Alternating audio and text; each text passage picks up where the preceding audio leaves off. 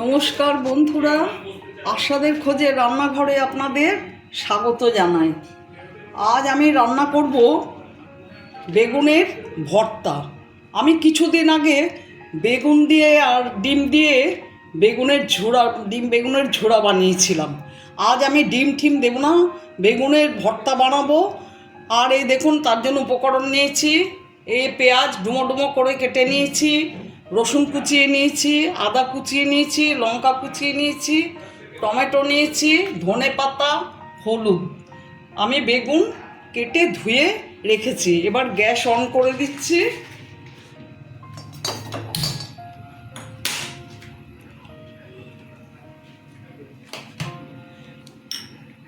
সর্ষের তেল দিয়ে দিচ্ছি। তেল গরম হয়ে গেছে।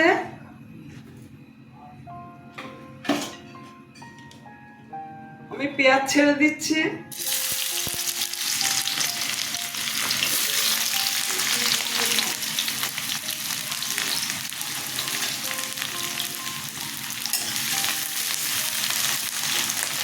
রসুন দিলাম, আদা,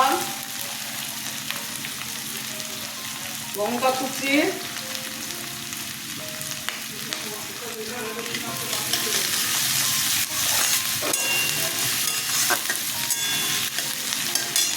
টমেটো কুচি দিয়ে দিলাম, সামান্য নুন দিলাম।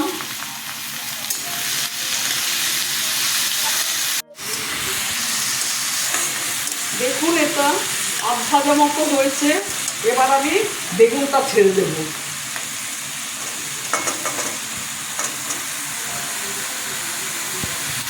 হলুদ দিয়ে দিচ্ছি 1 চামচ, হাত মতো নুন দিলাম। এতে আমি আর অন্য কোনো মশলা অ্যাড করবো না, কারণ আমি আদা, রসুন, পেঁয়াজ, কাঁচা লঙ্কা সমস্ত জিনিসকে কুচিয়ে দিয়ে দিয়েছি। এই তরকারিটা রুটি দিয়ে তো অত্যন্ত ভালো লাগে, সত্যি দুর্দান্ত খেতে লাগে রুটি দিয়ে। ইচ্ছে করলে আপনি ভাত দিয়েও খেতে পারেন, খুবই ভালো লাগে এটা। বেগুনের ভর্তা অবশ্য অনেকেই খান, জানি না কীভাবে রান্না করেন। আমি এভাবে রান্না করছি, আপনারা দেখুন, এইভাবে করবেন, ভালো লাগবে। আমি এখন ঢেকে দিচ্ছি কিছুক্ষণের জন্য।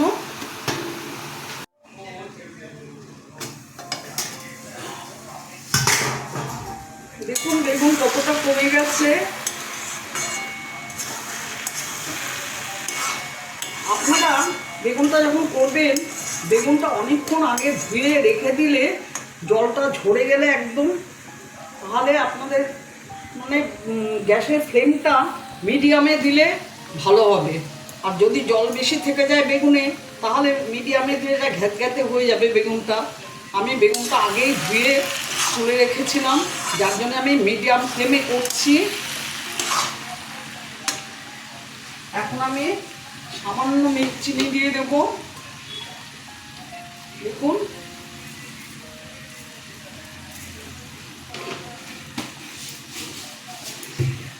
এবার ফ্লেমটা হাই করে দিলাম।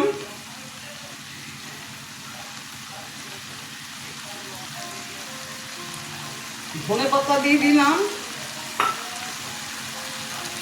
এটা খুব সহজ উপায়ে এবং খুবই অল্প সময়ে রেসিপিটা তৈরি হয়, কিন্তু খেতে দুর্দান্ত লাগে। বিশেষ করে রুটি দিয়ে তো ভীষণ ভালো লাগে, ভাত দিয়েও খেতে পারেন ইচ্ছে হলে।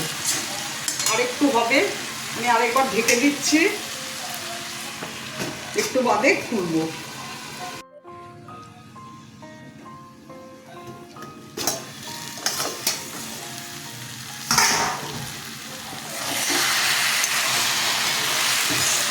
দেখুন বেগুনের গায়ে থেকে কেমন তেল ছেড়ে দিয়েছে। আমার এটা কমপ্লিট হয়ে গেছে। আমি এখন একটু গরম মশলা দিয়ে দেব। আমার রেসিপিটা যদি আপনাদের ভালো লেগে থাকে, প্লিজ একটা লাইক, শেয়ার, অবশ্যই সাবস্ক্রাইব করে দেবেন, সাথে কমেন্ট দেবেন। আপনারা এইভাবে বেগুনের ভর্তা তৈরি করে খাবেন। আপনারা ভালো থাকবেন, সুস্থ থাকবেন। ভিডিওটা দেখার জন্য অসংখ্য ধন্যবাদ।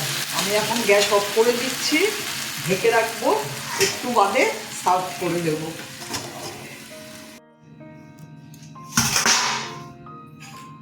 দেখুন কেমন হয়েছে। আমি এখন সার্ভ করে দেবো।